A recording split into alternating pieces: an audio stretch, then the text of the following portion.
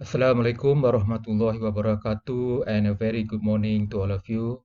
So today we are going to learn about gerunds and infinitives, make and let.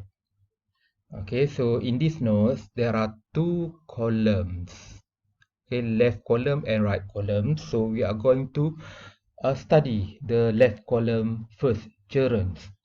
Okay, we can use gerunds as nouns after preposition and after certain verbs and phrases. Maksudnya, kita boleh menggunakan gerunds sebagai kata nama selepas kata sendi, preposition kata sendi, dan selepas beberapa kata kerja dan frasa. Contohnya, examples, flying is the best way to reach your holiday destination. So, flying here function as a noun. Okay. Number two. Okay, we are interested in finding out more about the city breaks on offer. So here, gerunds is used after a preposition, after the preposition in. Okay, and the third one, okay, gerunds is used after verb admitted, mengakui. He admitted stealing my passport. Dia mengaku mencuri pasport saya. Okay. Okay, next one, infinitive.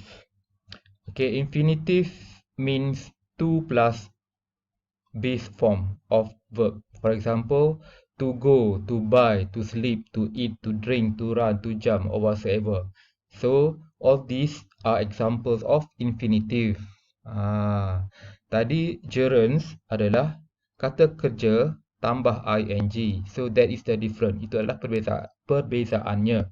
Now, let's take a look at infinitive. There are two parts of infinitive. One, we use full infinitive. Full infinitive means to plus verb. Example, to go, to buy, to run, okay, to sleep. Itu adalah full infinitive. We use full infinitive to express purpose, untuk menyatakan, menyuarakan tujuan, purpose tujuan. We also use them after certain verb. Kita gunakan full infinitive selepas kata kerja tertentu, after adjective selepas kata sifat, and after the words to and enough, ataupun selepas perkataan to dan enough, cukup. Examples, I went to the travel agency to book my flight. So the full infinitive here is to book. Number two, he failed to get to the airport on time. Dia gagal tiba di lapangan terbang pada masa yang sepatutnya. Okay, number three, I'm pleased to see you again so soon. Saya gembira untuk berjumpa awak tak lama lagi. And number four, I'm too old to go rock climbing.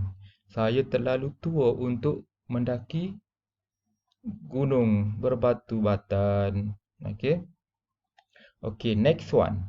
We use bare infinitive. Bare infinitive means, okay, the root form, okay, or the base form of a verb ataupun kata kerja asal.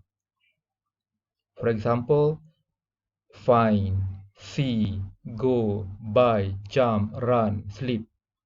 Okay, those are example of bare infinitive. Okay, kata kerja yang asal, tidak ada tambah ed ataupun ing. Okay, we use bare infinitive after modal verb. Kita gunakan bare infinitive selepas kata kerja modal. Okay, seperti example, can, must, will, shall, would, may. Okay, sebagai contoh, okay, I will go to Kuala Lumpur next month. Will go. Okay, we must stand up, okay, when the national anthem is played. Okay, I can find you wherever you go. So those are examples of modal verbs. Next one, had better and would rather. Jadi selepas had better and would rather juga kena gunakan bare infinitive ataupun kata dasar. Okay. Example, we can find a cheap package holiday. Kita boleh cari package percutian yang lebih murah. Can find. We don't say we can found or we can be finding. Oh, we can finding. No, it is wrong. Salah. Okay. 2. You had better pack your suitcase now. Awak seharusnya menyimpan beg pakaian anda sekarang. And number 3, I would rather go on a camping holiday than a skiing holiday. Okay, saya lebih suka pergi percutian berkemah daripada percutian bermain ski. Okay, next one, right column. Gerunds or infinitive. Perlu tak menggunakan gerunds ataupun infinitive. Some verbs can be followed by a gerund or a full infinitive with no change in meaning. Ada juga sebahagian perkataan yang boleh diikuti oleh gerunds dan juga full infinitive, to go, to buy, to sing, tanpa menukar apa-apa dalam maksudnya. However, walau bagaimanapun, other verbs can also be replaced by a gerunds or a full infinitive but with a change in meaning. Walau bagaimanapun, ada kata kerja yang boleh juga diikuti oleh gerunds dan juga full infinitive, tetapi dengan sedikit pertukaran maksud. This one is for advanced students. If you cannot get it, it's okay. I don't mind. Okay, but I still continue with my explanation. Okay, example. I forgot contacting the travel agency. Saya lupa menghubungi agensi pelancongan. Maksudnya ialah I didn't remember. Saya tidak ingat that I had contacted the travel agency. Saya tak ingat yang saya telah menghubungi agensi pelancongan. Tak ingat yang dia telah buat. Okay. Okay. In contrast, perbezaannya, I forgot to contact the travel agency. This one is full infinitive. I forgot to contact the travel agency. Meaning maksudnya, I didn't contact the travel agency because I forgot. Saya tak hubungi pejabat pelancongan kerana saya lupa. Dia tak hubungi kerana dia lupa gunakan full infinitive. Tapi untuk gerunds di atas tu, dia tak ingat bahawa dia tak ingat sama ada dia telefon syarikat pelancongan. Okay, so that is the difference in meaning. Ada perbezaan maksud. Okay, next one, make and let. Make plus object, make buat, let benarkan. Okay, make plus object plus bare infinitive is used in the active voice so that we force a person to do something.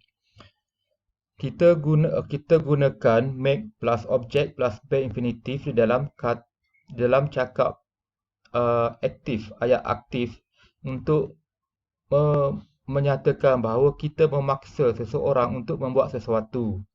In the passive, we use a full infinitive. Tapi dalam ayat pasif, kita gunakan infinitive penuh.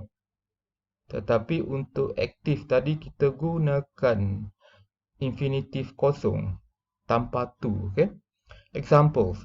The driver made the tourist get off the coach. Pemandu telah membuatkan para pelancong turun dari bas. Okey, jadi kedua-duanya adalah perbuatan memaksa. Okey. Okay. Tapi ayat yang pertama ialah ayat aktif. Okey, ayat aktif. Jadi kita gunakan bare infinitive, tidak ada to. Okey. Berbeza dengan ayat kedua ialah full infinitive. Okay.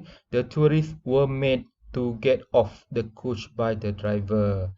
Pelancong itu telah disuruh turun dari bas oleh pemandu. Okay. And next one.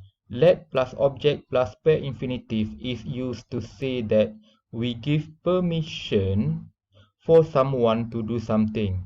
Let tambah objek tambah bare infinitive digunakan untuk menyatakan bahawa kita telah memberikan kebenaran untuk seseorang bagi membuat sesuatu. It is only in active voice. Ia hanya digunakan dalam ayat aktif. In the passive, we can use the verb to be allowed to. Tapi dalam ayat passive, kita gunakan is allowed, am allowed, are allowed dan sebagainya. Contoh Okay, I let my son swim in the rocks.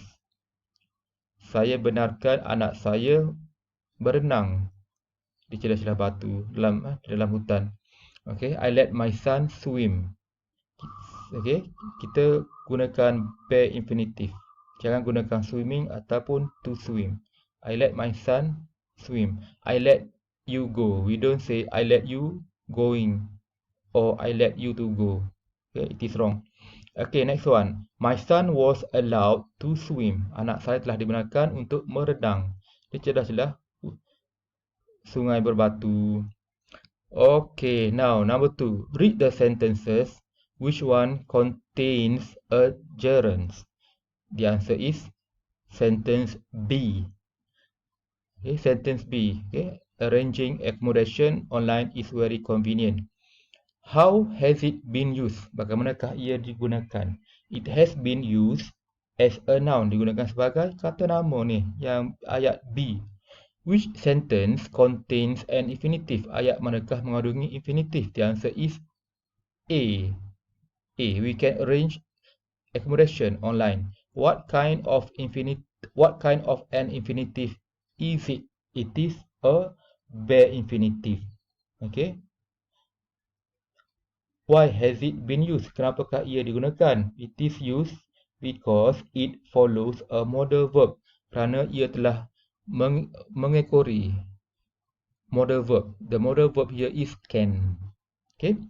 Now, here is the exercise that you have to do in the Google form.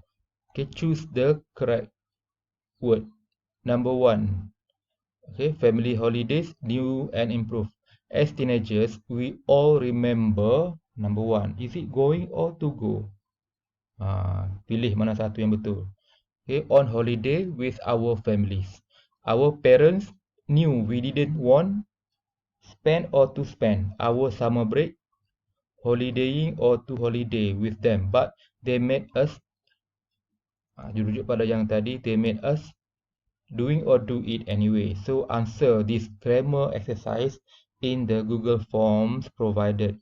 So good luck to all of you. I hope everything is going your way. Assalamualaikum warahmatullahi wabarakatuh.